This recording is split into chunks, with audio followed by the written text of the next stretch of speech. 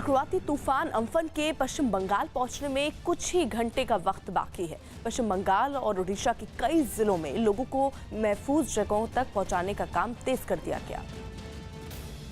खास तौर पर उन जिलों में जहां तूफान का सबसे ज्यादा असर होने की आशंका है। एनडीआरएफ, एसडीआरएफ और कोस्ट गार्ड के जवान समुद्र के तट के पास मौजूद हैं। लोगों को न केवल जागरूक किया गया बल्कि उन्हें राहत शिविरों में पहुंचाया गया। तूफान जैसे जैसे आगे बढ़ रहा है, मौसम भी करवट लेने लगा है। ओडिशा में कई जगहों पर आसमान में काले बादल दिखने लगे। चक्रवाती तूफान का इम्पैक्ट की बात की जाए, जो प्रेडिक्शन आईएमडी की तरफ से अभी किया गया है, तो ये जो 5 जिले हैं ओडिशा में, वहाँ ये 5 जिलों में ज्यादा तबाही मचाने का ये आशंका ये जताई जा रही है। रुक रुक कर कुछ जगहों पर बारिश भी शुरू हो गई। उत्तर 24 परगना के कुछ हिस्सों में तो जोरदार बारिश हुई, जिसकी वजह से राहत और बचाव के काम में लगी एजेंसियों के लिए चुनौतियां और भी बढ़ गईं। अम्फन जैसे जैसे आगे बढ़ रही है, उसका असर यहाँ साफ मौसम में दिखाई देने को मिलता है, क्योंकि मौसम बदल रही है और बारिश भी शुरू हो गई है। अभी तक एजेंसियां ये पक्के तौर पर नहीं बता पाई हैं कि तूफान पश्चिम बंगाल के तट से किस वक्त टकराएगा। माना जा रहा है कि दोपहर के बाद और शाम से पहले किसी भी पल तूफान तबाही लेकर आ सकता है। पश्चिम बंगाल में सबसे ज्यादा नुकसान की आशंका है। We are expecting a lot of damages in the coastal districts, all the 6 coastal districts, North, South, 24 Pargana, East, West, Midnapur, Howrah, Hooghly and Kolkata, including Kolkata, I repeat. माना जा रहा है कि तूफान का असर कई घंटों पहले से दिखने लगेगा और समुद्र के पास के इलाकों में तेज बारिश होने लगेगी। जैसे जैसे अम्फन तूफान करीब पहुंचेगा, बारिश तेज होती जाएगी, लेकिन मौसम विभाग की नजर तूफान की चाल पर है, जो बंगाल की खाड़ी में लगातार उत्तर दिशा की तरफ बढ़ रहा है। अभी तक ये तूफान समुद्र में है और इसकी ताकत अचानक बढ़ गई, इसलिए इसे सुपर साइक्लोन कहा जाने लगा। मतलब ये कि समुद्र के रास्ते आगे बढ़ते हुए ही तूफान बेहद ताकतवर हो गया। लेकिन अनुमान ये है कि पश्चिम बंगाल के तट पर टकराने से पहले इसकी रफ्तार कुछ कम हो जाएगी। अनुमान ये भी कि तूफान पश्चिम बंगाल के पूर्व मेदिनीपुर जिले के दीघा और बांग्लादेश के हटिया नाम के टापू के बीच पहुंचेगा। इन दोनों जगहों के बीच पश्चिम बंगाल के दक्षिण 24 परगना जिले का सुंदरबन नाम का इलाका है। पश्चिम बंगाल के सुंदरबन से टकराने के बाद तूफान से आसपास के 4 जिलों में सबसे ज्यादा नुकसान की आशंका है और पश्चिम बंगाल के बाद तूफान वापस दक्षिण की तरफ घूम जाएगा और ये माना जा रहा है कि उत्तरी ओडिशा के कई जिलों में तूफान से भारी नुकसान हो सकता है। इसीलिए पश्चिम बंगाल और ओडिशा के कई जिलों को हाई अलर्ट पर रखा गया। सुंदरबन इलाके के आसपास, जहां पर इसकी गति सबसे तेज होगी, हवाओं की गति 165 से लेकर के 175 किलोमीटर प्रति घंटा से भी ज़्यादा 185 किलोमीटर प्रति घंटा की रफ्तार से भी इन जगहों पर चल सकती है। कोस्ट गार्ड की तैनाती समुद्र तट पर रही, जबकि एनडीआरएफ और एसडीआरएफ की टीमें लोगों को सुरक्षित जगहों पर पहुंचाने में जुट गईं। मछुआरों को 2 दिन पहले ही समुद्र में न जाने की चेतावनी दे दी गई थी। इसके बावजूद कई जगहों पर मछुआरे समुद्र के तटों पर दिखे। नावों को तूफान से बचाने के लिए मछुआरे इंतजाम करते दिखे। किनारों पर नावों को मजबूती से बांधने की कोशिश की गई। नदी के पास रहते हैं लोग, उनको लोगों को जो इवैक्यूएशन किया जा रहा है और सब लोगों को जो शेल्टर हाउस है वहाँ पर रखा जा रहा है। कोरोना संकट के बीच इतना बड़ा बचाव ऑपरेशन एनडीआरएफ के लिए भी आसान नहीं है। सोशल डिस्टेंसिंग के आधार पर हो सकता है 1000 की कैपेसिटी वाले नॉर्मल साइक्लोन शेल्टर में अब 500 या 400 लोग ही रह पाए, तो उसकी तैयारी कैसी होगी उसके बारे में भी अवेयरनेस चल रहा है। सबसे जरूरी काम बचाव एजेंसियों के लिए लोगों को वक्त रहते सुरक्षित ठिकानों पर पहुंचाने का है। दोनों राज्यों में कम से कम 20 लाख लोग ऐसे हैं जिन्हें राहत शिविरों में पहुंचाने की चुनौती है, क्योंकि जब तूफान पहुंचेगा तो संभलने तक का मौका नहीं देगा। एजेंसियों का अनुमान है कि पश्चिम बंगाल में तूफान के टकराने के बाद हवाओं की रफ्तार 160 से 180 किलोमीटर प्रति घंटे के बीच हो सकती है, जबकि ओडिशा पहुंचने के बाद इसकी रफ्तार 120 से 140 किलोमीटर प्रति घंटा के बीच रहने का अनुमान है। ये रफ्तार इतनी है कि इसके सामने कच्चे मकान ढह सकते हैं, बिजली के खंभे, टेलीफोन लाइन के खंभे और भारी भरकम पेड़ भी बड़ी संख्या में गिर सकते हैं। इसलिए राज्य सरकारों ने लोगों से घरों में ही रहने की अपील की है। सड़कों पर निकलने पर पूरी तरह रोक है। इस दौरान बसों को ही नहीं बल्कि ट्रेनों को भी चलने की इजाजत नहीं होगी। एहतियातन 1 दिन के लिए ट्रेनों के ऑपरेशन पर भी रोक लगा दी गई है। इसके अलावा लंबे समय तक तेज बारिश के कारण फसलों को भी नुकसान होने की आशंका जताई गई है।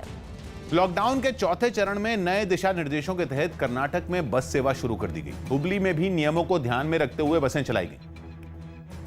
जिसकी जानकारी मिलने पर कई लोग बस अड्डे पर पहुंचे, जहां अंदर घुसने से पहले उनकी स्क्रीनिंग की गई और वहां खड़े एक कर्मचारी ने उनके हाथों को सैनिटाइज भी कराया। बस में यात्रा के लिए फासला बनाए रखते हुए इन लोगों ने टिकट खरीदी और फिर अपनी मंजिल तक जाने के लिए बसों में सवार हो गए। कुछ यात्री बस अड्डे पर ऐसे भी दिखे जिन्होंने दूरी बनाए रखने का ख्याल नहीं रखा। हालांकि वहां पहुंचे ज्यादातर लोग मास्क पहने नजर आए। कोरोना को फैलने से रोकने के लिए बसों में एक सीट छोड़कर यात्री बैठाए गए। राजधानी बेंगलुरु में भी नियमों के तहत सड़कों पर बसें चलती दिखाई दी और एक बस स्टैंड पर मौजूद लोग एक दूसरे से दूरी बनाए रखते हुए बसों का इंतजार करते दिखे और फासला बनाकर ही उनमें चढ़े। ऐसे ही हालात मैसूरू में भी दिखे, जहां बस में यात्रियों के सवार होने से पहले उनके शरीर का तापमान मापा गया। साथ ही एक कर्मचारी उनकी जानकारियां नोट करता दिखाई दिया। बस अड्डे पर कुछ लोग अपनी मंजिल तक जाने के लिए फर्श पर बनाए गए निशानों के अंदर भी खड़े नजर आए। कर्नाटक की येडियुरप्पा सरकार ने बस सेवा को शुरू करने से पहले कुछ नियम भी बनाए हैं। जानकारी के मुताबिक राज्य सरकार ने कंटेनमेंट जोन को छोड़कर बाकी जगहों पर बसें चलाने की इजाजत दी। हालांकि एक बस में केवल 30 यात्री ही सवार हो सकते हैं। साथ ही बस में सफर के दौरान यात्रियों के बीच दूरी बनाए रखना जरूरी है। इसके अलावा बस में बिना मास्क लगाए लोग सफर नहीं कर पाएंगे। श्रमिक स्पेशल के अलावा 1 जून से रोजाना 200 नॉन एसी ट्रेनें चलाई जाएंगी। इनमें स्लीपर कोच और चेयर कार वाली दोनों तरह की ट्रेनें शामिल होंगी। 1 जून से ट्रेनों को चलाने का ऐलान खुद रेल मंत्री पीयूष गोयल ने किया। 24 मई से ट्रेनों की ऑनलाइन बुकिंग शुरू होने की संभावना है, क्योंकि स्पेशल ट्रेनों में 7 दिन पहले बुकिंग होती है। खास बात यह कि इन ट्रेनों में कोई भी सफर कर सकेगा। ट्रेनों के ऐलान के लिए रेल मंत्री पीयूष गोयल ने एक के बाद एक 3 ट्वीट किए और उस ट्वीट में रेल मंत्री ने लिखा कि श्रमिकों के लिए बड़ी राहत। आज के दिन लगभग 200 श्रमिक स्पेशल ट्रेन चल सकेंगी और आगे चलकर ये संख्या बड़े पैमाने पर बढ़ पाएगी। इसके अतिरिक्त भारतीय रेल 1 जून से टाइम टेबल के अनुसार प्रतिदिन 200 नॉन एसी ट्रेन चलाएगा। इसकी जानकारी ऑनलाइन बुकिंग आप इसकी शीघ्र कर सकेंगे। राज्य सरकारों से आग्रह है कि श्रमिकों की सहायता करें और उन्हें नजदीकी मेन लाइन स्टेशन के पास रजिस्टर कर लिस्ट रेलवे को दें, जिससे रेलवे श्रमिक स्पेशल ट्रेन चलाएं। श्रमिकों से आग्रह है कि वो अपने स्थान पर रहें। बहुत जल्द भारतीय रेल उन्हें गंतव्य तक पहुंचा देगा। रेलवे 2 से 3 दिन में श्रमिक स्पेशल ट्रेनों की संख्या बढ़ाकर 400 कर सकता है। कल श्रमिक स्पेशल ट्रेन 200 चली थी। रेलवे ने दावा किया कि अब तक 1600 ट्रेनों के जरिए 21 लाख से ज्यादा लोगों को उनके स्थानों तक पहुंचाया गया है। रेल मंत्रालय ने ट्वीट किया और लिखा कि भारतीय रेल द्वारा निरंतर श्रमिक ट्रेनों का परिचालन जारी है। अब तक कुल 1600 ट्रेनों के माध्यम से लगभग 21 लाख श्रमिकों को उनके स्थानों तक पहुंचाया जा चुका है। श्रमिकों को बड़ी राहत देते हुए भारतीय रेल आज के दिन लगभग 200 श्रमिक स्पेशल ट्रेनों का परिचालन करने जा रहा है। कनाडा के ओंटारियो में गले मिलने के लिए एक परिवार का बनाया दस्ताना सोशल मीडिया पर वायरल हो गया। कोरोना वायरस के फैलने के डर से लोग अपने परिवार के सदस्य के नजदीक भी नहीं जा रहे थे। लेकिन ऐसे माहौल में भी एक परिवार ने अपनों से गले मिलने का अनोखा तरीका ढूंढ निकाला। इसके लिए प्लास्टिक शीट की एक दीवार बनाई गई, जिसमें दोनों तरफ से हाथ निकालने के लिए जगह छोड़ दी गई। हाथ को फैलाने वाले हिस्से को भी प्लास्टिक से ढका गया और एक ऐसा दस्ताना बनाया गया जिससे कोई भी 2 लोग एक दूसरे के सीधे संपर्क में ना आ सकें। इस सुरक्षित दस्ताने की मदद से एक बेटी अपनी मां के गले मिलती दिखी। कोरोना के गंभीर खतरों के बीच इस अनोखे दस्ताने का वीडियो तेजी से वायरल हो गया। कनाडा में इस बीमारी के अब तक 78,000 से ज्यादा मामले सामने आ चुके हैं। कांग्रेस नेता प्रियंका गांधी के निजी सचिव संदीप सिंह और यूपी कांग्रेस के प्रदेश अध्यक्ष अजय कुमार लल्लू पर एफआईआर दर्ज की गई। ये मुकदमा कांग्रेस की ओर से भेजी गई बसों के लिस्ट के मामले में दर्ज किया गया। उन पर बसों के फर्जी दस्तावेज बनाने और धोखाधड़ी के आरोप लगाए गए हैं। देखिए, उक्त घटना के संबंध में थाना फतेहपुर सीकरी में मुकदमा दर्ज किया जा रहा है और उसके संबंध में 2 व्यक्ति को, एक अजय सिंह को और विवेक बंसल को गिरफ्तार किया गया है और पूछताछ चल रही है। फतेहपुर सीकरी में जो है धारा 188, 269 और एपिडेमिक एक्ट के तहत जो है मुकदमा दर्ज किया गया। देखिए, उन सब के बारे में जो बसों की लिस्ट के बारे में पूरी जानकारी की जा रही है और जो भी तथ्य प्रकाश में आएंगे उसके आधार पर आगे की कार्रवाई। यूपी में मजदूरों को उनके गांव पहुंचाने के लिए कांग्रेस की ओर से मुहैया कराई गई 1000 बसों में भी फर्जीवाड़े के आरोप लगने लगे। वहीं कांग्रेस ने यूपी सरकार पर बसों को मंजूरी देने में बेवजह अड़ंगा लगाने का आरोप लगाया। और दावा किया कि राजस्थान और दिल्ली से जुड़ी यूपी की सीमा पर बसें खड़ी हैं, जिनको चलाने की मंजूरी देने में यूपी सरकार टालमटोल कर रही है। रात को 12 बजे आप कहेंगे कि लखनऊ में लाकर खड़े कर दीजिए, ये व्यवहारिक है? लखनऊ जाकर बसें क्या करेंगी? मजदूर भाई तो हमारा गाजियाबाद नोएडा के बॉर्डर पर है, राजस्थान के बॉर्डर पर है। इसके बाद यूपी के गृह विभाग के अतिरिक्त मुख्य सचिव अवनीश अवस्थी ने प्रियंका गांधी को चिट्ठी भेजकर 500 बसें गाजियाबाद भेजने का निर्देश दिया, जबकि कांग्रेस ने आगरा के पास राजस्थान बॉर्डर पर खड़ी बसों को यूपी सीमा में जाने से रोके जाने का आरोप लगाया। 500 बसों के साथ आगरा के बॉर्डर पे खड़ा हूं और आगरा का जो शासन है वो ये कह रहा है कि हमें बसों को अंदर ले जाने की कोई भी आदेश अभी तक प्राप्त नहीं हुआ है। इस पर यूपी सरकार ने कांग्रेस को बस चलाने के नाम पर राजनीति न करने की नसीहत दी। ला रहे हो राजस्थान से, ला रहे हो पंजाब से बसें, मगर आप इस जगह से नहीं उस जगह नहीं दोगे आप, ये क्या निर्णय होता है जी आपका? ये तो दुर्भाग्यपूर्ण है। तो चिट्ठीबाजी तो आप कर रहे हैं। दूसरी ओर कांग्रेस ने बसों की जो लिस्ट यूपी सरकार को सौंपी, उस पर भी सवाल उठ गए। यूपी के सीएम के मीडिया सलाहकार ने दावा किया कि कांग्रेस ने जो रजिस्ट्रेशन नंबर सरकार को दिए, उनमें कई number scooter, motorcycle, auto rickshaw और कारों के निकले। इसके बाद कांग्रेस की ओर से दी गई बसों की लिस्ट की बारीकी से जांच की गई तो चौंकाने वाले आंकड़े सामने आए। यूपी के परिवहन विभाग के मुताबिक कांग्रेस नेताओं ने 6 लिस्ट यूपी सरकार को सौंपी, जिनमें 1049 बसों का रजिस्ट्रेशन नंबर के साथ ब्यौरा दिया गया। इन गाड़ियों के रजिस्ट्रेशन नंबर की ऑनलाइन जांच वाहन.nic.in नाम की सरकारी वेबसाइट पर की गई, जिसके बाद मालूम पड़ा कि कांग्रेस की लिस्ट में शामिल 31 रजिस्ट्रेशन नंबर बसों के नहीं बल्कि ऑटो रिक्शाओं के, जबकि बसों की लिस्ट में एक एम्बुलेंस, 59 स्कूल बस और एक प्राइवेट कार का नंबर होने का दावा किया गया। साथ ही बताया गया कि कांग्रेस ने जिन बसों के नंबर दिए उनमें 70 का ऑनलाइन डेटा मिला ही नहीं। यूपी सरकार के आरोपों पर प्रियंका गांधी ने भी ट्वीट किया और बसों की लिस्ट पर लग रहे फर्जीवाड़े के इल्जाम पर सफाई दी। प्रियंका गांधी ने ट्विटर पर लिखा कि यूपी सरकार ने अपनी जांच में कांग्रेस की लिस्ट में शामिल 1049 बसों में 879 बसों को सही पाया। यही नहीं, उन्होंने आरोप लगाया कि 500 से ज्यादा बसों को प्रशासन ने घंटों तक रोके रखा।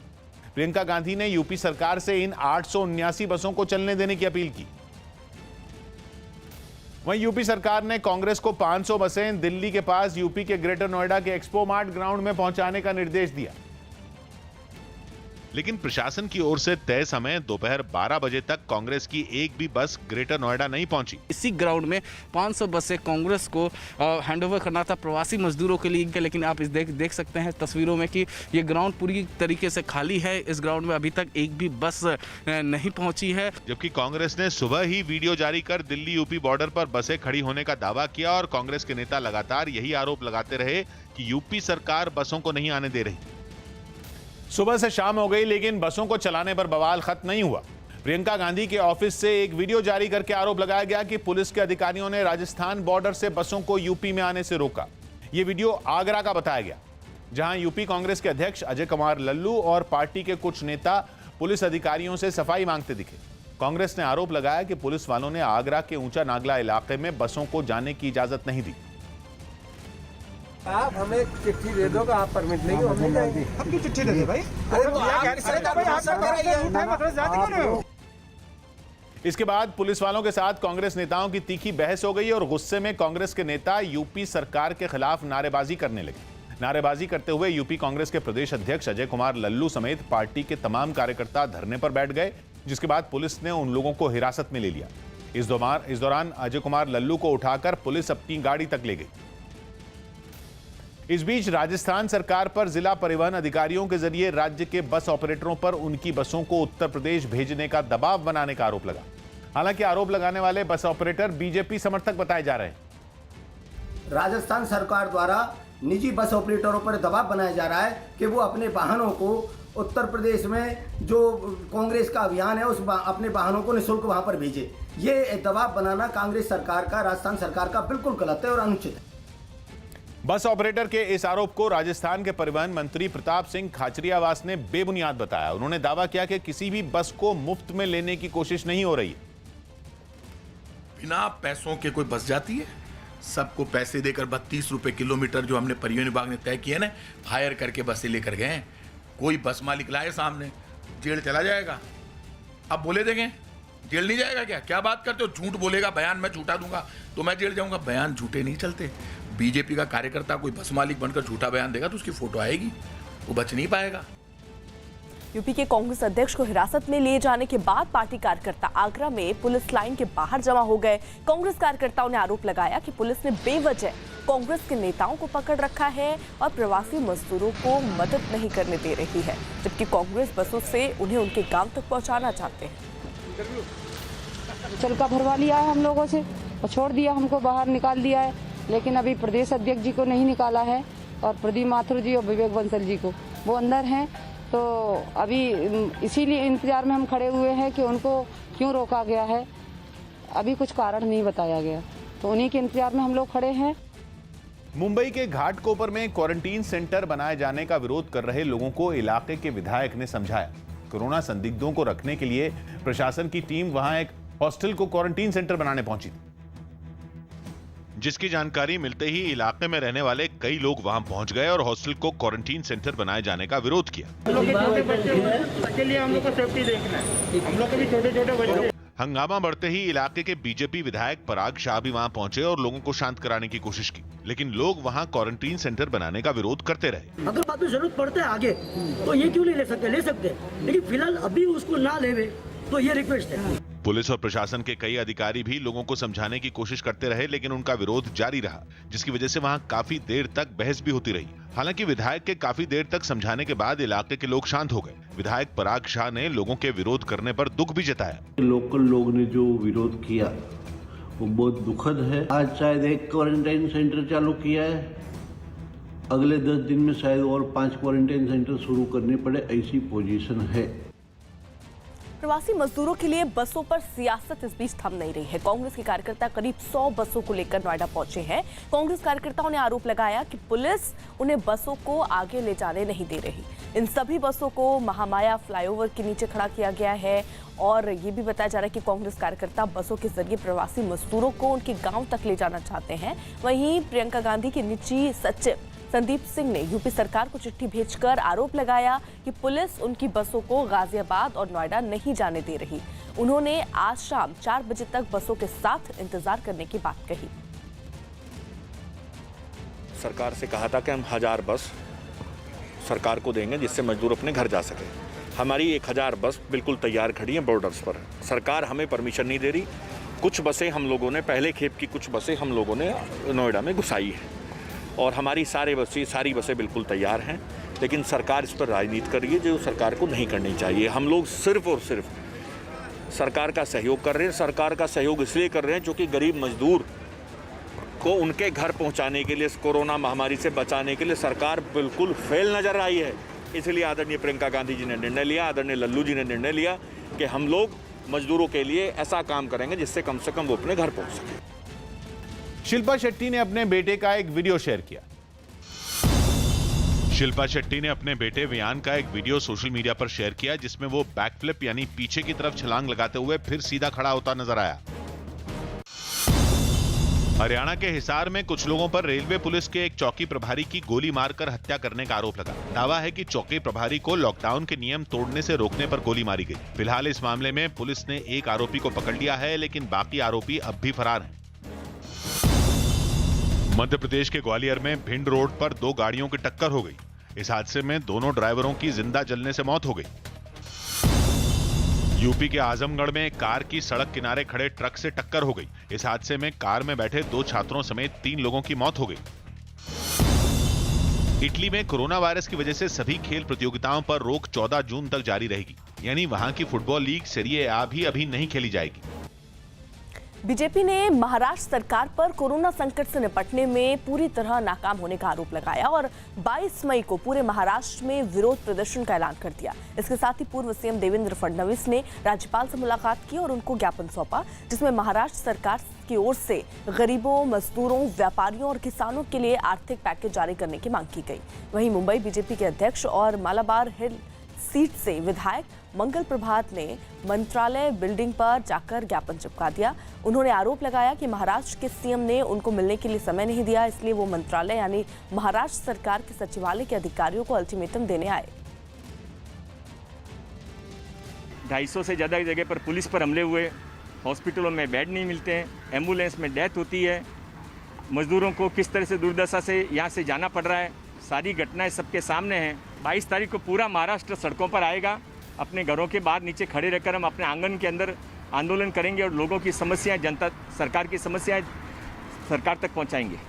हरियाणा के करनाल में एक पेंट फैक्ट्री में आग लग गई। बताया गया कि यह आग शॉर्ट सर्किट की वजह से लगी, जिसने कुछ ही देर में फैक्ट्री के एक बड़े हिस्से को अपनी चपेट में ले लिया। जानकारी मिलते ही फायर ब्रिगेड की कई गाड़ियां वहां पहुंच गईं और आग बुझाने में जुट गईं, लेकिन फैक्ट्री में रखे केमिकल की वजह से तब तक आग काफी फैल चुकी थी। फैक्ट्री के हर हिस्से में भीषण लपटें उठती नजर आईं और वहां से उठ रहा धुआं पूरे इलाके में फैल गया। लपटों को देख आसपास के कई लोग भी वहां जमा हो गए। तो अंदर गए तो वो एकदम फैल चुकी थी। तब तक हमने कंट्रोल करने की कोशिश करी, बट वो एकदम फैली। इतने में फायर ब्रिगेड को फोन किया, वही 5 मिनट में आ गए थे। दमकल कर्मी फैक्ट्री के जल रहे हिस्सों पर लगातार पानी की बौछार करते रहे। इसके बाद आसपास के इलाकों से भी दमकल की कई गाड़ियों को बुला लिया गया। करीब 4 घंटे बाद 30 दमकल की गाड़ियों ने बड़ी मुश्किल से आग पर काबू पाया। फैक्ट्री में बड़े पैमाने पर पेंट बनता था और इसलिए इस हादसे से करोड़ों रुपए के नुकसान की आशंका जताई गई। जो इसमें इकोनॉमिक फाइनेंशियल लॉस है वो काफी है। दिल्ली में नियमों के तहत सभी सरकारी दफ्तरों में कामकाज शुरू हो गया। लॉकडाउन में ढील मिलने के बाद दिल्ली सचिवालय के कर्मचारी भी दफ्तर लौटे, जिनकी दफ्तर के अंदर जाने से पहले थर्मल गन की मदद से स्क्रीनिंग की गई और उनके शरीर का तापमान ठीक मिलने पर ही उन्हें ऑफिस में एंट्री दी गई। कई कर्मचारियों के एक साथ पहुंचने पर उन्हें जांच के लिए एक दूसरे से कुछ दूरी पर एक कतार में खड़ा कर दिया गया। इसी बीच दफ्तर में मौजूद पुलिस वालों समेत वहां पहुंचे सभी कर्मचारी मुंह को मास्क और कपड़े से ढके नजर आए। कर्मचारी यहाँ पर खड़े हैं सोशल डिस्टेंसिंग के तहत और यहाँ पर जो पुलिसकर्मी हैं वो इनकी स्क्रीनिंग कर रहे हैं। कैसे आए हैं आज, जब पहली बार आए हैं कि लॉकडाउन? सर आज थोड़ी दिक्कत हुई है क्योंकि गाड़ी नहीं है रोड पे, फिर भी मैं जुगाड़ करके अपना 100 रुपये लेके ऑटो से आया हूँ। स्पेन की राजधानी मैड्रिड में खाने पीने का सामान लेने के लिए फूड बैंक में हजारों लोगों की भीड़ उमड़ पड़ी। कोरोना वायरस और लॉकडाउन की वजह से कई लोग पिछले कई हफ्तों से बाहर नहीं निकल पा रहे हैं और यही वजह रही कि जैसे ही लोगों को पता चला कि खाने पीने का सामान बांटा जा रहा है, हजारों की संख्या में लोग एक जगह इकट्ठा हो गए। थोड़ी ही देर में फूड बैंक के सामने लोगों की लंबी कतारें नजर आईं। लोगों के बीच पहले तो कूपन बांटे गए और फिर सभी जरूरतमंदों को खाने का सामान दिया गया। कतार में खड़े लोगों के चेहरों पर मास्क दिखाई दिए। वहीं फूड बैंक के कर्मचारी मास्क के साथ दस्ताने पहने भी नजर आए। I can't afford to pay my daughter's food and all the expenses. खाने पीने का सामान लेने की होड़ में कोई हंगामा न हो, इसके लिए पुलिस के कई जवान भी वहां तैनात दिखे। स्पेन में कोरोना के 2,78,000 से ज्यादा मामले सामने आ चुके हैं और करीब 28,000 लोगों की मौत हो चुकी है। कोलकाता में रेहड़ी पटरी वालों को दुकानें खोलने की इजाजत देने का बीजेपी ने विरोध किया। एक दिन पहले सीएम ने इसकी अनुमति दी थी, लेकिन बीजेपी ने तर्क देते हुए इसका विरोध किया कि रेहड़ी पटरी वालों से नियम पालन करवाना मुश्किल होगा। दुकानों की तो सबकी एक वो संख्या है, एक वो श्रृंखला में है, 1 है, 3 है, 5 है, 2 है, 4 है, 6 है। जो फेरी वाले हैं उनका क्या कोई पंजीकरण है, उनका कोई नंबरिंग है? अहमदाबाद में लॉकडाउन के चौथे चरण में नए नियमों के तहत बाजार खोल दिए गए। इससे पहले शहर में सिर्फ दवा और दूध की दुकानों को ही खोलने की इजाजत दी गई थी, लेकिन एक दिन पहले राज्य के मुख्यमंत्री विजय रूपाणी ने अधिकारियों के साथ बैठक करने के बाद लॉकडाउन 4 के लिए नई गाइडलाइन जारी कर दी, जिसके तहत शहर के ग्रीन जोन वाले इलाकों में दवा और दूध की दुकानों के अलावा हर तरह की दुकानों को खोलने की इजाजत दे दी गई। सरकार की तरफ से रियायत मिलने के बाद आनंद नगर इलाके में कई दुकानें खुली नजर आईं। यही नहीं, लॉकडाउन में छूट मिलने के बाद शहर की सड़कों पर आम दिनों की तरह गाड़ियां भी दौड़ती दिखी। सड़क के किनारे फल और सब्जी बेचने वाले लोग भी खड़े दिखे। कंटेनमेंट जोन के अलावा सभी जगह पर रियायतें मिलेगी, सब कुछ दुकानें खुल सकती हैं। कई जगहों पर जो है वो दुकानें सुबह से शुरू हो गई है, 8 से 4 का वक्त दिया गया है। इसी तरह शहर के एक दूसरे इलाके में भी ज्यादातर दुकानें खोल दी गई। कुछ लोग दुकान खोलते दिखे तो कुछ लोग दुकान खोलने के बाद ग्राहकों के आने का इंतजार करते रहे। इलाके में सरकारी राशन की एक दुकान भी खुली नजर आई, जहां कुछ लोग राशन लेते दिखाई दिए। कोरोना वायरस से बचने के लिए दुकान पर मौजूद लोग मास्क पहने दिखे। यही नहीं, राशन देने के दौरान सोशल डिस्टेंसिंग का भी ध्यान रखा गया। दिल्ली के डिप्टी सीएम मनीष सिसोदिया ने दिल्ली में दुकानों और दूसरे कारोबार शुरू करने के फैसले को जरूरी बताया। उन्होंने इस फैसले को दिल्ली की जनता का डेथ वारंट बताने वाले पूर्वी दिल्ली के सांसद गौतम गंभीर को भी नसीहत दी। तो क्या चाहते हैं गौतम गंभीर जी? वो भारत सरकार से बात करें, गाइडलाइंस बदलवाएं। भारत सरकार ने गाइडलाइंस जारी की हैं भारत सरकार ने जो भी गाइडलाइंस जारी की हैं पिछले 2 महीने में सरकार ने उन्हीं को फॉलो किया है। हर आदमी को इस बात की चिंता है कि भाई 2 महीने से घर में दुकान में कोई सेल नहीं हुई है, कोई व्यापार आगे नहीं बढ़ा है, मुझे 10 लोगों की तनख्वाह देनी है, कैसे करेंगे? लोग सुसाइड कर लेंगे, लोग मरने लगेंगे। सोनिया गांधी शुक्रवार को विपक्ष के नेताओं के साथ बैठक करेंगी। सोनिया गांधी शुक्रवार को विपक्ष के नेताओं के साथ कोरोना वायरस और मजदूरों के मुद्दे पर बात करेंगी। वीडियो कॉन्फ्रेंसिंग से होने वाली इस बैठक में पश्चिम बंगाल की सीएम ममता बनर्जी भी शामिल होंगी। महाराष्ट्र में पिछले 24 घंटों में 55 पुलिस वाले कोरोना पॉजिटिव पाए गए, जिसके बाद वहां ऐसे जवानों की संख्या 1300 के पार पहुंच गई। बिहार के कटिहार में क्वारंटीन सेंटर में रखे गए कुछ लोगों पर उनकी जांच के लिए पहुंची मेडिकल टीम को बंधक बनाने का आरोप लगा। किसी तरह समझाने के बाद इन लोगों का गुस्सा शांत हुआ और उन्होंने मेडिकल टीम को जाने दिया। इससे पहले भी क्वारंटीन सेंटर में रह रहे मजदूरों ने खाने पीने की अच्छी सुविधा नहीं मिलने का आरोप लगाते हुए हंगामा किया था। बड़ा बड़ा जो ईटा होता वो चलाने लगा। बगल में रूम था जो हमें अपनी जान और इज्जत दोनों बचा कर एक लेडीज उसके इज्जत से खिलवाड़ हो जाएगा तो कोई भी एनएम कैसे ड्यूटी कर सकती है। आलिया भट्ट ने कोरोना वायरस के खतरे के बीच लोगों की सेवा में जुटे मेडिकल स्टाफ के लिए खाने पीने की कुछ चीजें भेजी, जिस पर डॉक्टरों ने उनका शुक्रिया अदा किया। करीब 2 महीने बाद लॉकडाउन में छूट मिलने से दिल्ली में कई ऑटो सड़कों पर उतर गए, लेकिन यात्री नहीं मिलने की वजह से ज्यादातर ऑटो चलाने वाले परेशान दिखे और सड़कों के किनारे खड़े नजर आए। 2 महीने बाद कमाई की उम्मीद में घरों से निकले इन लोगों को पहले दिन काफी मुश्किल हुई और यात्री नहीं मिलने से ये काफी परेशान दिखे। इन ऑटो चलाने वालों ने साफ सफाई के साथ सभी नियमों के पालन करने का भी दावा किया। पिछले करीबन 2 महीने से वो खाली बैठे हुए हैं और अब जब ऑटो चलाने की अनुमति उन्हें मिल गई है तो वो इस इंतज़ार में है कि सवारी मिले और कुछ कमाई हो सके। लेकिन उनसे जानते हैं कि सुबह से लेकर अब तक कितनी सवारियां उन्हें मिली है। क्या सवारी मिल रही है? सर सुबह 7 बजे से आउट हुआ था, 7 बजे से निकले हैं, अभी तक बहानी बटा नहीं हुआ है। राजस्थान के बाद अब टिड्डियां मध्य प्रदेश के किसानों के लिए भी मुसीबत बन गई हैं। टिड्डियों का झुंड राजस्थान की सीमा के पास मध्य प्रदेश के कई इलाकों में पहुंच गया, जिसके बाद मंदसौर जिला प्रशासन ने टिड्डियों को भगाने के लिए बड़े पैमाने पर अभियान शुरू कर दिया। इसके लिए फायर ब्रिगेड की कई गाड़ियों में कीटनाशक भर लिया गया और प्रशासन के कर्मचारियों को जहां जहां टिड्डियों का झुंड दिखाई पड़ा उन्होंने टिड्डियों पर कीटनाशक का छिड़काव कर उन्हें मार दिया। कर्मचारी खेतों और पेड़ों पर बैठे टिड्डियों के झुंड पर भी कीटनाशक का छिड़काव करते दिखे। कुछ ही देर में जमीन पर मरी हुई टिड्डियों का ढेर लग गया। फायर ब्रिगेड की जो गाड़ियां हैं उसके माध्यम से दवाइयों का स्प्रे करके और इनको समाप्त किया गया है। इतना ही नहीं, टिड्डियों को भगाने के लिए संगीत का भी सहारा लिया गया। इसके लिए एक गाड़ी में लाउडस्पीकर लगाकर जोर जोर से संगीत बजाया गया ताकि शोर सुनकर टिड्डियां भाग जाएं। ये गाड़ी खेतों में घूम घूम कर टिड्डियों को भगाने की कोशिश करती दिखी। बताया गया कि टिड्डियों की वजह से इलाके में कई फसलें खराब हो गईं, जिससे किसानों को काफी नुकसान हुआ। राजस्थान के डिप्टी सीएम सचिन पायलट ने अजमेर से कुछ मजदूरों को बसों में बैठाकर उनके गांव के लिए रवाना किया। लॉकडाउन लागू होने की वजह से इन मजदूरों के सामने रोजी रोटी का संकट खड़ा हो गया था और उन्हें गांव लौटने के लिए कोई गाड़ी नहीं मिली। ऐसे में डिप्टी सीएम सचिन पायलट खुद आगे आए और इन मजदूरों के लिए बसों का इंतजाम किया। वो अजमेर रोड पहुंचे, जहां से अलग अलग राज्यों के लिए कई बसें रवाना की गई। इन बसों में यात्रियों को एक दूसरे से फासले पर बैठाया गया। एक सीट पर एक ही यात्री बैठा दिखा। मजदूरों को रवाना करने के दौरान सचिन पायलट मुंह को मास्क से ढके दिखे और हाथों में दस्ताने पहने नजर आए। जितना ज़रूरत होगा उतना हम बसें कराएंगे। सरकार भी कर रही है, संगठन ने भी कराया है, ट्रेन ने भी कराई है, बसें भी कराई हैं। आज भी कुछ लोगों को रवाना किया है, उनको खाने की सामग्री दी है, जिनके पास चप्पल जूते नहीं, चप्पल जूते भी दिए हैं। दिल्ली में सरकार की ओर से जारी दिशा निर्देशों के तहत डीटीसी की बसें चलनी शुरू हो गई। दिल्ली में ज्यादातर सरकारी और निजी दफ्तर भी खुल गए, जिसकी वजह से सड़कों पर लोगों और गाड़ियों की भीड़ नजर आई। हालांकि डीटीसी बसों की संख्या कम दिखी और बसों में भी 20 से ज्यादा लोगों के सवार होने पर पाबंदी लगा दी गई। देखिए, सीट्स पर स्टिकर्स लगे हुए हैं कि आपको कहां नहीं बैठना, यानी कि 2 सीटों में से एक ही सीट पर आपको बैठना है। और क्षमता से कम यात्री बिठाने के नियम और बसों की संख्या कम होने से काम पर निकले लोग परेशान दिखे। लोगों ने आरोप लगाया कि घंटों इंतजार के बावजूद बसें नहीं मिल रही। मैं करीब 6:35 पे खड़ा हूँ। इधर स्टैंड पे भी उतर के इधर मिल जाए, सरायकाले खां या मतलब निर्माण विहार वगैरह, कोई भी बस नहीं आई। जो 1-2 बस आई हुई स्पेशल हायर की आई है। जबकि कई लोग तो बस का इंतजार करके थके तो पैदल ही आगे बढ़ गए। नगर से जा रहा हूँ यहाँ मानसरोवर गार्डन। तो किस लिए पैदल क्यों जा रहे हैं? पैदल कोई बस वस अभी चल नहीं रही, आती भी है तो कोई 20 मिनट 40 मिनट के बाद बस आती है।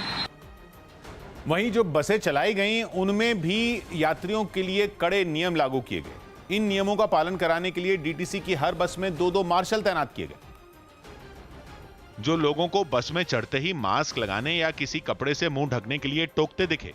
हालांकि इस बस में यात्रियों की थर्मल स्क्रीनिंग नहीं की गई, जबकि सरकार के दिशा निर्देशों में थर्मल स्क्रीनिंग को जरूरी बताया गया है। सर, आपकी कोई थर्मल स्क्रीनिंग हुई है? नहीं। कितनी देर बाद मिली है बस? 1 घंटे बाद। वहीं बस के कंडक्टर ने माना कि डीटीसी की ओर से अभी थर्मल स्क्रीनिंग का इंतजाम नहीं हो पाया है। अभी कुछ मिला नहीं थर्मामीटर वगैरह स्कैनिंग के लिए? नहीं, अभी कुछ नहीं मिला। अभी नहीं मिला। और सैनिटाइजेशन वगैरह के लिए क्या कहा गया है? जी, एक चक्कर मार के फिर डिपो में जाना है और फिर बस सैनिटाइज होके जाएगी। डीटीसी की बसों के अलावा दिल्ली सरकार ने एक यात्री बैठाकर ऑटो रिक्शा चलाने की इजाजत भी दे दी, जिससे ऑटो ड्राइवरों ने थोड़ी राहत की सांस ली। पार्टियाँ पूरा खाली पड़ा है, कहीं कोई सवारी नहीं है, तो इसलिए जो है ये है कि 200-300 का अगर काम हो जाता है तो हमारा लोग दूध पानी सब्जी खर्चा तो निकलेगा ही। यूपी के अयोध्या में ग्राम प्रधान की हत्या के बाद उनके अंतिम संस्कार में शामिल होने पहुंचे बीजेपी विधायक पर गांव के लोगों ने हमला कर दिया, जिसके बाद बीजेपी विधायक को जान बचाकर वहां से भागना पड़ा और बड़ी संख्या में जुटे गांव के लोग उनको खदेड़ते जाते नजर आए। बताया जा रहा है कि संपत्ति के विवाद में दरअसल ग्राम प्रधान की हत्या हुई थी, जिसके अंतिम संस्कार में शामिल होने बीजेपी विधायक पहुंचे थे, लेकिन गांव के लोग उन पर भड़क गए और हमला कर दिया। आनन फानन में उन्हें खेतों के रास्ते भागना पड़ा। बताया गया कि इस दौरान वहां मौजूद पुलिस ने विधायक को सुरक्षित गाड़ी तक पहुंचाया। अमेरिका में कोरोना की पहली वैक्सीन के परीक्षण के शुरुआती नतीजे काफी अच्छे बताए गए। ये वैक्सीन अमेरिका की दवा बनाने वाली कंपनी मॉडर्ना ने तैयार की और मार्च में इसका 8 लोगों पर ट्रायल शुरू किया गया ताकि यह पता लगाया जा सके कि यह वैक्सीन कोरोना वायरस पर कितनी असरदार है। कंपनी ने अब दावा किया कि जिन 45 बिंदुओं पर वैक्सीन का सेफ्टी ट्रायल किया गया उन सभी पर वैक्सीन खरी उतरी। बताया गया कि जिन 8 लोगों को वैक्सीन दी गई उनके शरीर में कोरोना से लड़ने वाली एंटीबॉडीज पहले बन गई थी और किसी के शरीर पर इस वैक्सीन का कोई साइड इफेक्ट यानी बुरा असर नहीं दिखा। जिन लोगों पर इस वैक्सीन का ट्रायल किया गया उनको 100 mcg यानी 100 माइक्रोग्राम और 25 माइक्रोग्राम की डोज दी गई और जांच से पता चला कि कोरोना से ठीक हो चुके लोगों के मुकाबले वैक्सीन का इस्तेमाल करने वालों के शरीर में ज्यादा एंटीबॉडीज बनी। हालांकि अमेरिका की इस वैक्सीन के क्लिनिकल ट्रायल यानी इंसान पर परीक्षण का यह पहला चरण है और बाजार में उसे उतारने से पहले इसे परीक्षण के लिए के कई दौर से गुजरना होगा।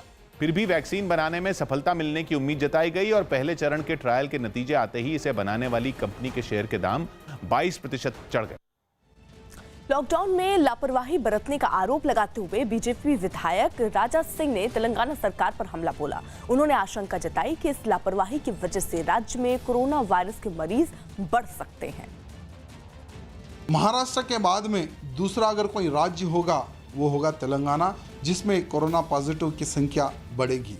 मुख्यमंत्री जी ये एक बहुत बड़ी गलती कर रहे हैं। आने वाले समय में तेलंगाना की जनता ये चीज़ को भुगतना पड़ेगा।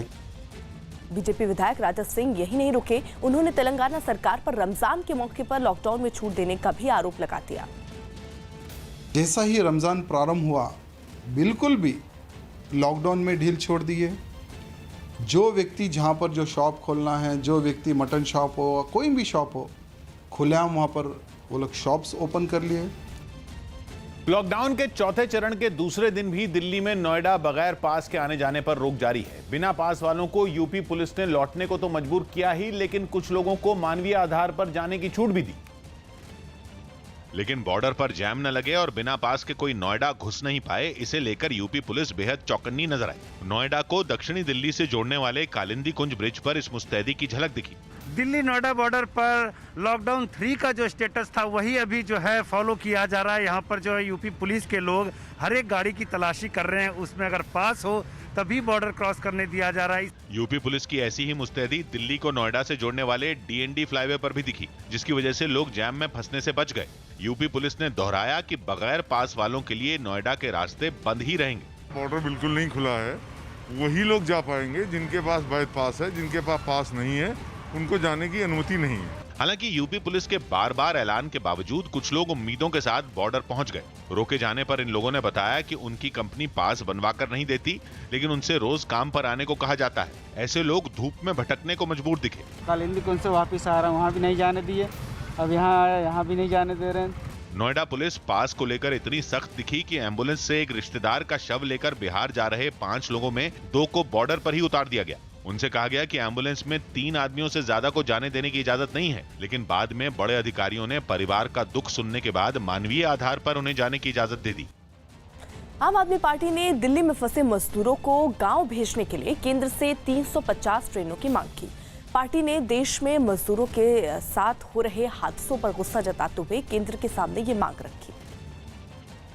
लगभग 350 ट्रेन चाहिए, 1200 आदमी को एक ट्रेन में आप भेज रहे हैं, तो इसमें हमें केंद्र सरकार से अलग से क्या बताना है? उनको पता नहीं है? ये सारी ट्रेनें जो 4 लाख लोग रजिस्टर्ड हुए हैं उनके लिए आप ट्रेनें उपलब्ध कराइए। दिल्ली सरकार भेजने के लिए प्रतिबद्ध है, जैसे हमने पहले भेजा। आईसीसी से गेंद चमकाने में थूक के इस्तेमाल पर रोक की सिफारिश की गई। आईसीसी की क्रिकेट समिति ने गेंद को चमकाने के लिए थूक के इस्तेमाल पर रोक लगाने की सिफारिश की। अनिल कुंबले की अगुवाई वाली इस समिति ने कोरोना वायरस के खतरे की वजह से ये सिफारिश की। हरियाणा के पलवल में पुलिस ने पैसों से भरी एक एटीएम को उखाड़ कर ले जाने वाले गिरोह के एक आरोपी को पकड़ लिया। गिरफ्तार करने में पता चला कि इसके साथ इसके 6 साथी और इस वारदात में इन्वॉल्व थे, जिनके लिए भी हम टीमें अलग अलग गठित कर दी गई हैं। पंजाब के लुधियाना में एक अस्पताल का मेडिकल स्टाफ पीपीई किट नहीं मिलने का आरोप लगाते हुए हड़ताल पर चला गया। हफ्ते 1.5 हफ्ते तो सानू ਜਿਹੜੇ ਮਾਸਕ ਆਣ ਲੱਗੇ ਨੇ, ਜਿਹੜੇ ਪੀਪੀ ਕਿਟ ਆਣ ਲੱਗੇ ਨੇ, ਉਹ ਘਟੀਆ ਕੁਆਲਿਟੀ ਦੀ ਆਣ ਲੱਗੀਆਂ ਨੇ, ਜਿਹਦੇ ਕਰਕੇ ਸਾਡਾ 4 ਸਟਾਫ अपना ऑलरेडी कोरोना की चपेट आ चुके हैं। फिल्म उद्योग के कर्मचारियों की संस्था federation of western India senior employees ने महाराष्ट्र के सीएम उद्धव ठाकरे को एक चिट्ठी लिखी, जिसमें फिल्म और टीवी कार्यक्रमों की शूटिंग करने की इजाजत मांगी गई। गुजरात से ट्रेन के जरिए बिहार जा रही एक महिला ने दानापुर रेलवे स्टेशन पर एक बच्चे को जन्म दिया। रेलवे स्टेशन पर मौजूद मेडिकल टीम ने बच्चे की सुरक्षित डिलीवरी करवाई। जब तक ट्रेन यहाँ पहुंची तब तक डिलीवरी ट्रेन में मौजूद औरतों ने करवा दिया। अहमदाबाद में पान की दुकान खुलने के बाद गुटखा और पान मसाले की बिक्री शुरू हो गई और लोग पान मसाला खरीदने दुकान पर पहुंचते दिखे। काफी दिनों बाद दुकान खुलने की वजह से कुछ ही देर में पान की दुकान पर लोगों की लाइन लग गई। इस दौरान लोग मुंह ढके और एक दूसरे से जरूरी दूरी बनाए खड़े नजर आए। लॉकडाउन के चौथे चरण में सरकार की ओर से सभी दुकानों को खोलने की इजाजत मिलने के बाद अब पान की दुकानें भी खुल गई हैं। हरियाणा के रोहतक में लॉकडाउन की वजह से फंसे मजदूरों ने मदद नहीं मिलने से परेशान एक गर्भवती महिला का ताली बजाकर हौसला बढ़ाया। एक शेल्टर होम में ठहरी ये गर्भवती महिला अपने गांव नहीं लौट पाने की वजह से काफी परेशान थी, जिसका हौसला बढ़ाने के लिए वहां ठहरे दूसरे मजदूर इस महिला के पास खड़े हो गए और तालियां बजाने लगे।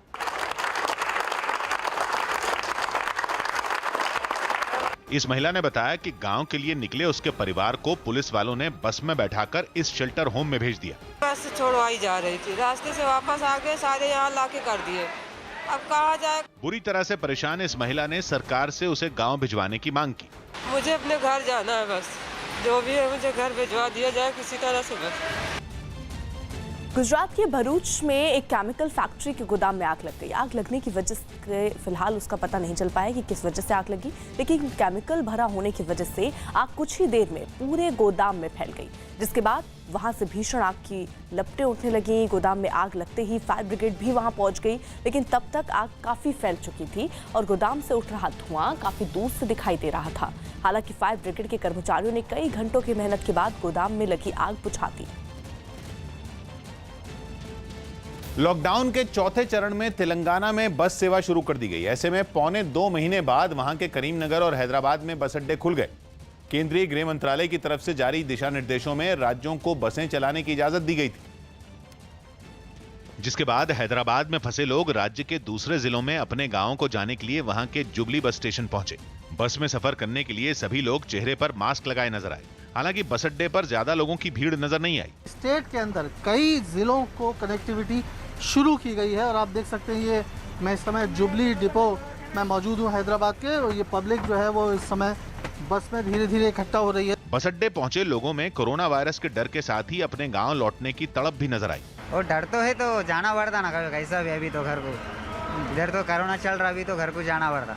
तेलंगाना के करीमनगर में भी 1.25 महीने बाद बस अड्डे के खुलने पर सफाई होती नजर आई। कोरोना से बचाव के लिए बसों में बैठने की नई व्यवस्था दिखी। सीटों पर पेंट से साइन बनाए गए, जिनके जरिए 2 सीटर सीट पर सिर्फ 1 और 3 सीटर सीट पर बीच की सीट छोड़कर 2 यात्रियों के ही बैठने की जानकारी दी गई। बस चलाने से पहले एहतियातन ड्राइवर ने भी अपने हाथ सैनिटाइजर से साफ किए। अम्फन तूफान के आने से पहले बीजेपी ने अपने कार्यकर्ताओं को राहत और बचाव के काम में लगी एजेंसियों की मदद करने को कहा है। अम्फन तूफान कल दोपहर बाद पश्चिम बंगाल के समुद्र तट से टकराएगा। सबको ये डायरेक्शन दी गई है कि हम डिज़ास्टर मैनेजमेंट के साथ और वहाँ के होम अफेयर्स के साथ, मिनिस्ट्री के साथ तालमेल रखते हुए, प्रशासन के साथ तालमेल रखते हुए पूरी ताकत के साथ वहाँ इवैक्यूएशन भी करें, लोगों को सुरक्षित स्थान पर पहुँचाएं। लॉकडाउन के बीच दिल्ली में कुछ पुलिस कर्मचारी गरीब बच्चों को पढ़ाई करा रहे हैं। लॉकडाउन की वजह से सभी स्कूल बंद हैं। ऐसे में इन बच्चों के पास पढ़ाई लिखाई की कोई सुविधा नहीं थी, जिसके बाद एक थाने के पुलिसकर्मी ने इन बच्चों की पढ़ाई का जिम्मा उठाया और हर रोज उन्हें 1 घंटे की क्लास देने लगे। ये पुलिस वाले स्कूल टीचर की तरह ही इन बच्चों को पढ़ाते नजर आए। बच्चों के लिए ब्लैक बोर्ड और किताबों का भी इंतजाम किया गया और पढ़ाई के दौरान सभी बच्चे एक दूसरे से कुछ दूरी पर बैठे दिखाई दिए। ये पुलिस वाले जो भी बच्चों को पढ़ाते, बच्चे पूरे जोश से उसे सीखते दिखे।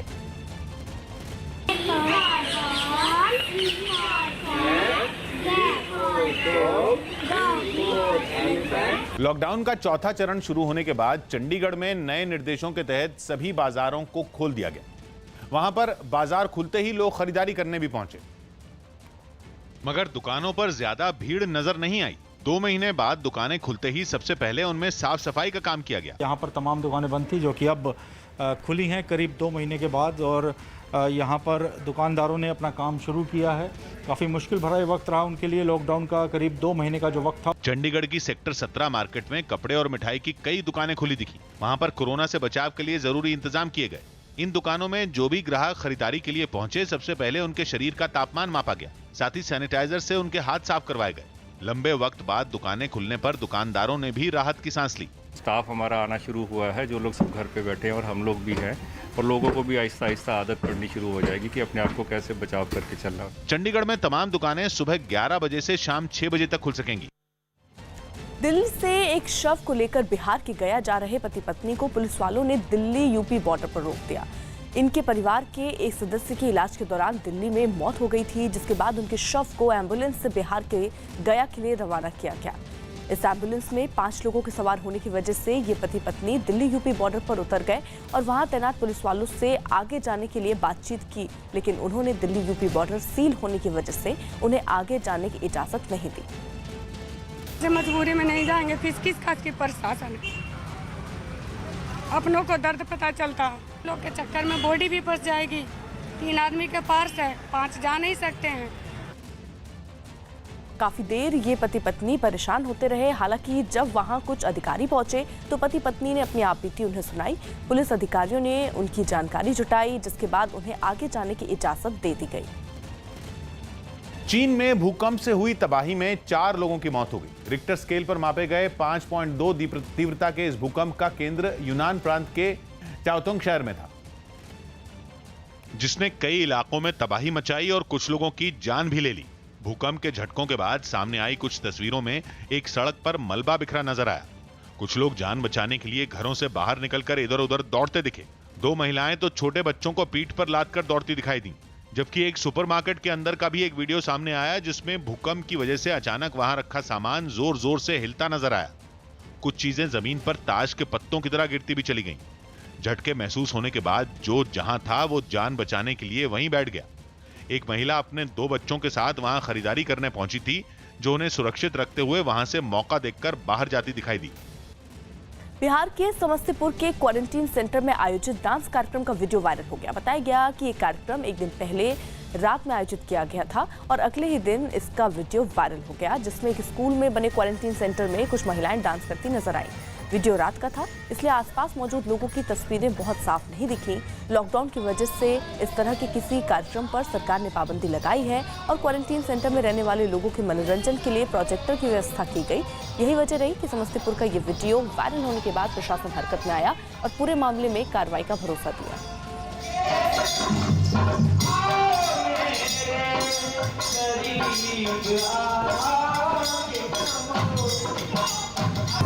इसकी जानकारी आप लोगों के माध्यम से मिल रही है और इस तरह का कोई अगर हो रहा है तो फिर हम लोग उसको संज्ञान में लाते हैं और उस पर कार्रवाई की जाएगी। यूपी सरकार ने चिकित्सा सेतु ऐप लॉन्च किया। यूपी के सीएम योगी आदित्यनाथ ने कोरोना वायरस संकट के बीच लखनऊ में चिकित्सा सेतु ऐप लॉन्च किया। इस ऐप से मेडिकल स्टाफ समेत कोई भी आदमी कोरोना वायरस से निपटने की ट्रेनिंग ले सकता है। कोरोना चेन को हर हाल में तोड़ना, हर स्थिति में तोड़ना, उसके लिए अपने आप को तैयार करना है। मुझे विश्वास है चिकित्सा सेतु ऐप इस भूमिका का निर्वहन करने में सफल होगा। राहुल गांधी ने अम्फन तूफान के खतरे के बीच ओडिशा और पश्चिम बंगाल के सभी कांग्रेस कार्यकर्ताओं से लोगों को सुरक्षित जगहों पर पहुंचाने की अपील की। दिल्ली के पास यूपी के गौतम बुद्ध नगर में एक मकान मालिक को पुलिस ने गिरफ्तार कर लिया। आरोप है कि उसने कुछ पुलिस वालों पर हमला किया था। ये पुलिस वाले एक किराएदार की जबरन मकान खाली करवाने की शिकायत मिलने के बाद वहां पहुंचे थे। 2 सिपाहियों को जो है चोटें लगी हैं। इनको तत्काल जो है वो मेडिकल रेफर कर दिया गया है। स्थिति खतरे से बाहर है और पुलिस के द्वारा जो है वो बनवारी लाल को गिरफ्तार कर लिया गया है। निर्देशक बोनी कपूर के घर में काम करने वाले एक आदमी में कोरोना वायरस के लक्षण पाए गए, जिसके बाद बोनी कपूर और उनके परिवार को घर में क्वारंटीन कर दिया गया। साथ ही पूरे परिवार का कोरोना वायरस टेस्ट भी किया गया। मध्य प्रदेश के अलीराजपुर में एक वायरल वीडियो में पुलिस कुछ लोगों को सजा देती नजर आई। बताया जा रहा है कि लॉकडाउन में पार्टी करने के आरोप में पुलिस ने 2 लोगों को सजा दी। कुछ लोगों को सड़क पर बैठाकर कान पकड़कर चलाया गया। इस वीडियो में लोगों के साथ पुलिस की गाड़ी भी साथ चलती दिखी। वहीं वीडियो में पुलिस ने चेतावनी भी दी कि लॉकडाउन का पालन न करने वालों को ऐसे ही सजा दी जाएगी। वीडियो के सामने आने पर पुलिस ने जांच के आदेश दिए। मुंबई के धारावी में खरीदारी के लिए सड़कों पर उतरे लोगों ने लॉकडाउन के नियमों का जमकर उल्लंघन किया। कोरोना मरीजों की बढ़ती तादाद की वजह से धारावी को कंटेनमेंट जोन में शामिल किया गया। कंटेनमेंट जोन का मतलब है कि वहां लॉकडाउन में किसी भी तरह की छूट नहीं दी गई। लेकिन इसके बावजूद नियमों को तोड़ते हुए वहां खरीदारी के लिए कई लोग सड़कों पर उतर आए। भीड़ में शामिल लोगों ने न तो लॉकडाउन की परवाह की और न ही एक दूसरे से जरूरी दूरी बनाई। सामान बेचने के लिए भारी तादाद में रेहड़ी वाले भी वहां दिखे तो खरीदने वालों की संख्या भी कम नहीं रही। धारावी की सड़कों पर लोगों की भीड़ कुछ वैसी ही दिखी जैसी लॉकडाउन से पहले हुआ करती थी। ये पूरा मेला ही एक तरह से कहा जाए कि धारावी में लगा हुआ है इस वक्त, और ये कंटेनमेंट जोन है। और सबसे अहम बात, यहाँ पर संक्रमण के सबसे ज्यादा मामले हैं। रेहड़ी पर सामान बेचने वाले ज्यादातर लोगों ने मीडिया से बात नहीं की, लेकिन कुछ लोगों ने गरीबी का हवाला देकर लॉकडाउन के बीच सामान बेचना अपनी मजबूरी बताया। इसमें तो खतरा है, पर अभी क्या करेगा, पेट के लिए करना ही पड़ेगा। पैसा नहीं रहेगा तो क्या करेगा। यूपी के इटावा में एक ट्रक ने 6 किसानों को कुचल दिया। हादसे में 6 किसानों की मौके पर ही मौत हो गई, जबकि एक किसान की हालत गंभीर बताई जा रही है। बताया गया कि ये किसान पिकअप से जा रहे थे जब यह हादसा हुआ। पुलिस ने घायल किसान को इलाज के लिए अस्पताल में भर्ती करवा दिया है। देश के अलग अलग शहरों में गांव लौट रहे 15 मजदूरों की सड़क हादसों में मौत हो गई। पिछले कई दिनों से लगातार ऐसी खबरें आईं जिनमें गांव लौटने को मजबूर मजदूरों के साथ दुर्घटनाएं हुई। और एक बार फिर उत्तर प्रदेश के महोबा से भी ऐसी ही बुरी खबर आई, जहां देर रात ट्रक पलटने से 3 मजदूरों की मौत हो गई। बताया गया कि दिल्ली से 23 मजदूर पैदल ही अपने गांव लौट रहे थे और रास्ते में किसी ने उन्हें ट्रक में बिठा दिया था, लेकिन थोड़ी ही दूर चलने के बाद ट्रक का टायर फट गया और ट्रक पलट गया। हादसे की जानकारी मिलते ही पुलिस और प्रशासन के अधिकारी वहां पहुंचे और स्थानीय लोगों की मदद से ट्रक के नीचे फंसे लोगों को बाहर निकाला, लेकिन 3 महिलाओं को नहीं बचाया जा सका। 3 लोगों की मौत हो गई। टोटल उसमें 23 लोग सवार थे, बाकी 6 लोग घायल हैं। महाराष्ट्र के यवतमाल में भी सड़क हादसे की वजह से गांव लौट रहे 3 मजदूरों की जान चली गई। वहां बस से झारखंड लौट रहे मजदूर हादसे का शिकार बने। जिस बस में ये मजदूर सवार थे उसकी एक ट्रक से टक्कर हो गई और ये टक्कर इतनी भयानक थी कि ट्रक के पीछे का हिस्सा बस के आगे के हिस्से में काफी अंदर तक फंस गया था। यही वजह रही कि प्रशासन को ट्रक और बस को अलग करने के लिए खुदाई करने वाली मशीन मंगवानी पड़ी। दर्दनाक हादसे की एक और तस्वीर भागलपुर से भी आई, जहां ट्रक पलटने से 9 लोगों की मौत हो गई। जिस ट्रक में ये मजदूर सवार थे उसमें सरिया रखा था। बताया गया कि साइकिल से गांव लौट रहे मजदूर थककर ट्रक में सवार हुए, लेकिन अचानक ट्रक की बस से टक्कर हो गई और वो पलट गया, जिसकी वजह से मजदूर सरिये के नीचे दब गए। रास्ते में कहीं पर ये लोग ट्रक पर बैठ गए हैं अपने साइकिल के साथ और वो ट्रक एक्सीडेंट हो गई है। यहाँ यूपी के एक कांग्रेस अध्यक्ष को हिरासत में लिए जाने के बाद पार्टी कार्यकर्ता आगरा में पुलिस लाइन के बाहर जमा हो गए। कांग्रेस कार्यकर्ताओं ने आरोप लगाया कि पुलिस ने बेवजह कांग्रेस के नेताओं को पकड़ रखा है और प्रवासी मजदूरों की मदद उन्हें नहीं करने दे रहे हैं, जबकि कांग्रेस चाहती है कि इन बसों से इन मजदूरों को जल्द से जल्द इनके गांव तक पहुंचाया जाए।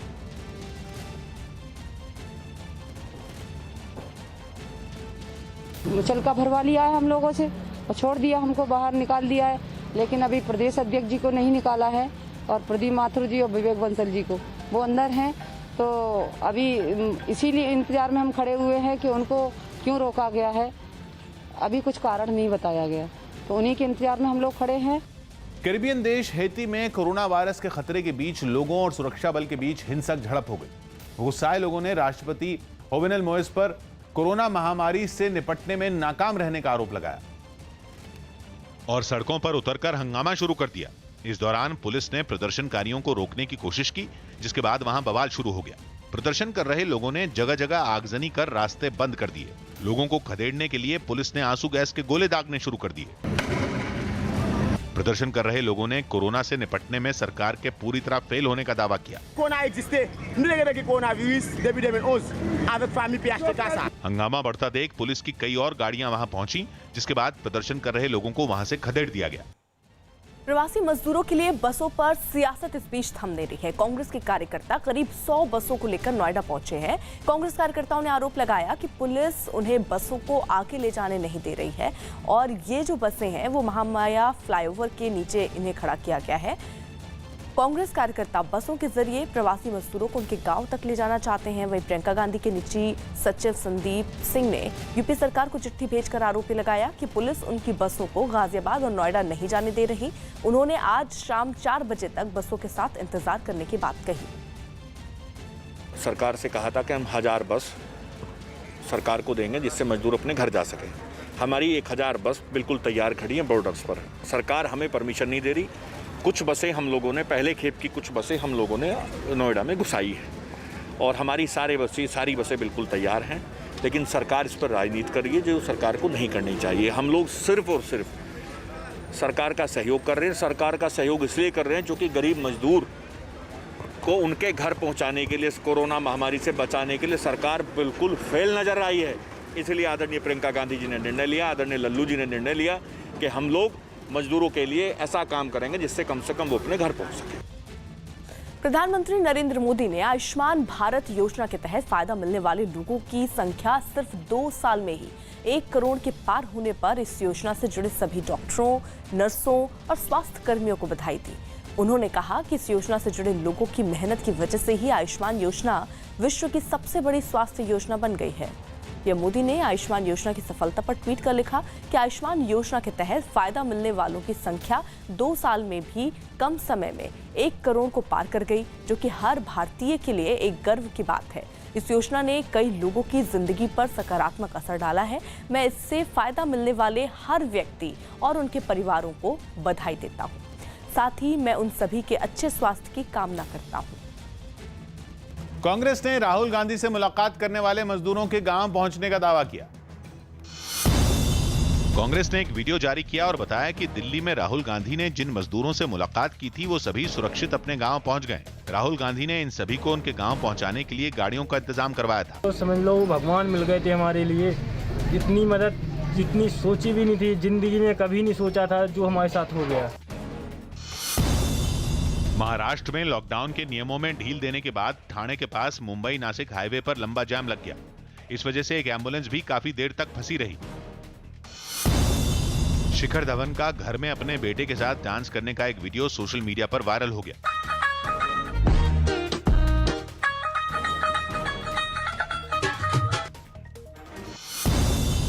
दिल्ली में फरवरी में हुई हिंसा के मामले में गिरफ्तार आरोपी शाहरुख की जमानत याचिका पर हाई कोर्ट ने पुलिस से जवाब मांगा, जिस पर 4 जून को सुनवाई होगी।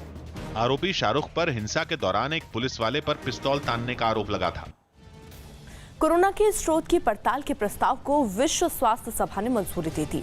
100 से ज्यादा देशों ने कोरोना पर जांच का प्रस्ताव रखा था, जिसे 2 दिन तक चली बैठक में मंजूर कर लिया गया। इसके अलावा बैठक में तय किया गया कि WHO की कोरोना से निपटने में भूमिका की भी जांच होगी। इसके अलावा भारत को WHO एग्जीक्यूटिव बोर्ड का अध्यक्ष बनाया गया है। भोपाल से बिहार जाने वाली पहली स्पेशल ट्रेन से गांव लौटने वाले लोगों की भीड़ उमड़ पड़ी। ट्रेन की जानकारी मिलते ही बिहार के साथ ही दूसरे राज्यों के लोग भी स्टेशन के बाहर पहुंच गए, जिसकी वजह से रेलवे स्टेशन के बाहर लोगों की भारी भीड़ जुट गई। एक दूसरे से दूरी बनाए रखने के लिए स्टेशन के बाहर निशान भी बनाए गए और लोग इन पर खड़े होकर इंतजार करते हुए भी दिखे। भोपाल से बिहार के लिए पहली ट्रेन रवाना हो रही है और आप देखिए यहाँ पर हबीबगंज स्टेशन पर नजारा देखिए, सैकड़ों की तादाद में लोग अपना इंतजार कर रहे हैं। कुछ लोग स्टेशन के अंदर जाने के लिए एक लाइन में खड़े नजर आए, जिनको वहां खड़े कुछ लोगों ने खाने पीने का सामान भी दिया। प्लेटफॉर्म पर भी कई गोल निशान बनाए गए ताकि सभी यात्री एक दूसरे से दूर रह सकें। अधिकारियों ने बताया कि भीड़ जुटने की वजह से उन्हें भी काफी मुश्किलों का सामना करना पड़ा। तो कोशिश ये रहती है कि सब लोगों को समय से सूचना हो, लेकिन जिसको घर जाने की जल्दी हो आ ही जाते हैं। तेज धूप में स्टेशन के बाहर घंटों इंतजार करने की वजह से कई महिलाएं और बच्चे परेशान भी दिखे। स्वास्थ्य मंत्रालय ने डेंटल क्लिनिकों के लिए दिशा निर्देश जारी किए। स्वास्थ्य मंत्रालय के मुताबिक कंटेनमेंट जोन में डेंटल क्लिनिक बंद रहेंगे। डॉक्टर सिर्फ मरीजों को फोन पर सलाह दे सकेंगे। स्वास्थ्य मंत्रालय के दिशा निर्देशों में कहा गया कि इलाज के दौरान दांतों के डॉक्टरों का कोरोना का खतरा हो सकता है। हालांकि ग्रीन और ऑरेंज जोन में डेंटल क्लिनिक खोलने की इजाजत है, लेकिन सिर्फ इमरजेंसी वाले मरीजों के लिए।